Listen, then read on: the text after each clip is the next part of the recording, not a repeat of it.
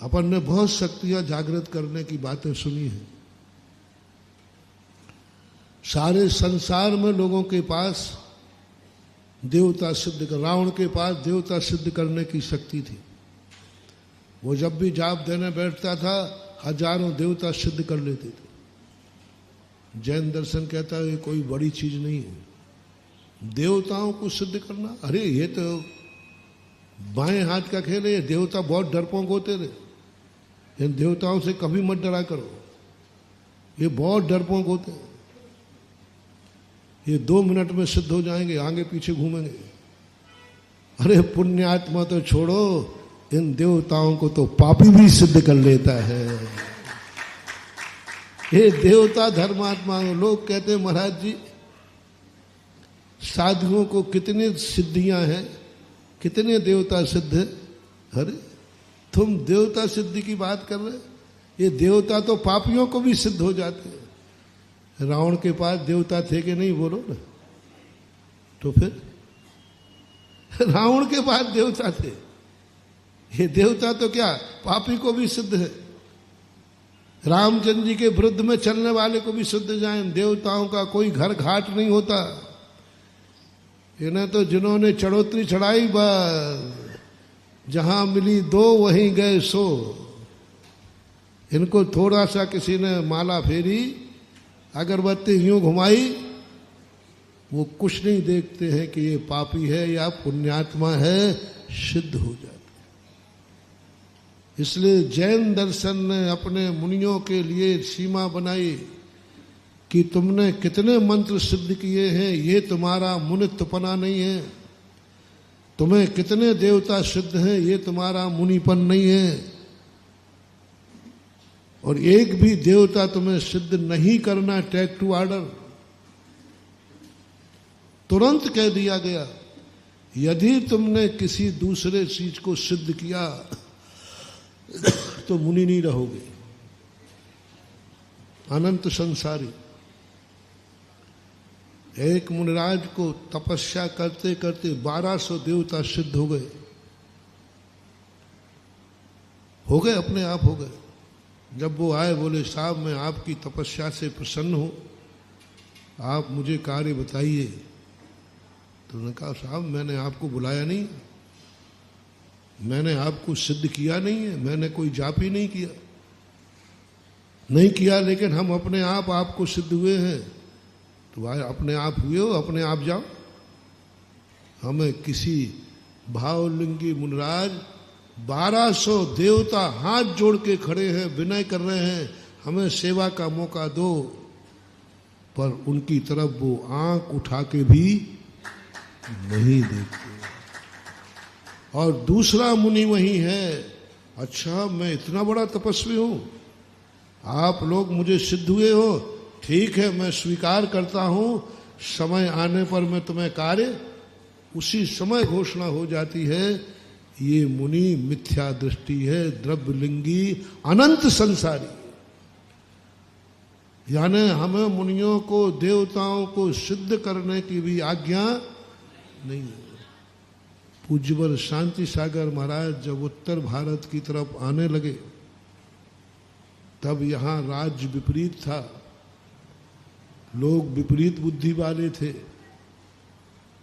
तब किसी ने कहा महाराज जी आप उत्तर भारत जा रहे हो, बिहार की तरफ जा रहे हो शिखर जी की वंदना करने, बहुत उपसर्ग आएंगे, वहाँ के लोग बहुत उद्दंड हैं, आप मंत्र सिद्ध कर लीजिए देवताओं को, जिससे वो आगे आगे चलते जाएंगे। और आप हाँ क्या कहा पूज्यवर शांति सागर महाराज ने,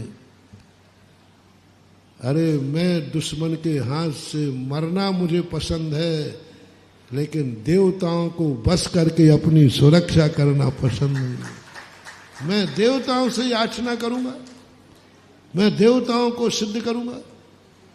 नकार दिया। अंग्रेजों के राज्य में बिना देवता को सिद्ध किए अपने निज शक्ति के बल पर पूज्यवर ने सारे भारत में विहार किया, सारे भारत में विहार किया। कोई शस्त्र नहीं, कोई अस्त्र नहीं, कोई देवता नहीं, कोई सिद्धि नहीं, अपनी शक्ति के बल, अपने चारित्र के बल पर पूरे आर्यावर्त में विहार किया। बंगाल गए, बंगाल, कलकत्ता, सब जगह जो खतरनाक से खतरनाक स्थान थे, पूज्यवर ने वहां भी विहार किया। पूरे भारत में अंग्रेजों के, अभी अंग्रेजों का राज्य था। सन 1928 में तो सम्मेद शिखर जी में थे।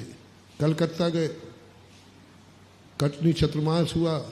सन 1932 में राजस्थान में थे, दिल्ली गए, पूरे भारत में घूमे। क्या था उनके पास? आज तो शासन भी अपने हाथ में है, प्रशासन भी हाथ में है,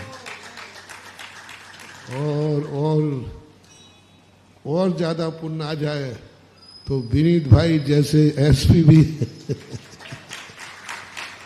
बिल्कुल एक गुरु को मानने वाले, यानी गुरुओं को मानने वाले भी कोई ऑफिसर मिल सकते हैं, और ना भी मानने वाले हों तो सभी ऑफिसर आज के समय पर मुनियों के प्रति सदा समर्पित रहते, समभाव करते। साधु संतों का कानून बना दिया गया कि नहीं, साधु संत विहार करें तो उनकी सुरक्षा प्रदान की जाए। सरकार भी सौंप है, सरकार भी साधु संतों का संरक्षण कर रही है, प्रशासन भी कर रहा है, शासन भी कर रहा है, और समाज, और बता दो, समाज तो अपने साधुओं के लिए बचाने की बात, उनको बचाने के लिए मरने को तैयार है।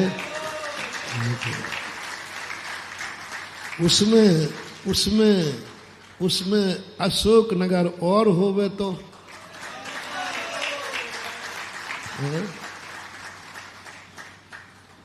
कहीं कोई साधु को कोई टेढ़ी वक्र आंख से देख के तो दिखाए। 24 घंटे घेरे रहते हो। अभी बाहर से समाचार आया, बोले महाराज अभी भी क्या प्रवेश ही चल रहा है? बोले क्यों नहीं, प्रवेश तो हो चुका। बोले तो वहां तो ये देख रहा हूं, शौच को जा रहे हो तो भीड़ है, आहार को जा रहे तो भीड़ है, आखिर ये हो क्या रहा है अशोकनगर में, ये बताओ।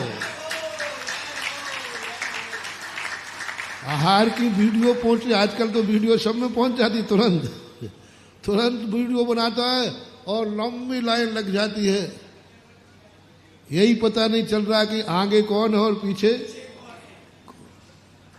सुबह शौच को जा रहे हो शुद्धि को, उस समय भी 100-200 लोग, तो वो भी ड्रोन से बन जाती है। तो बोले अभी क्या चल रहा है कि रोज को बिहार ही करते जा रहे हो क्या?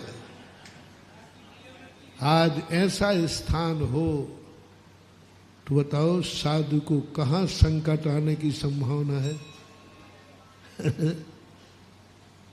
पलक पावड़े हैं।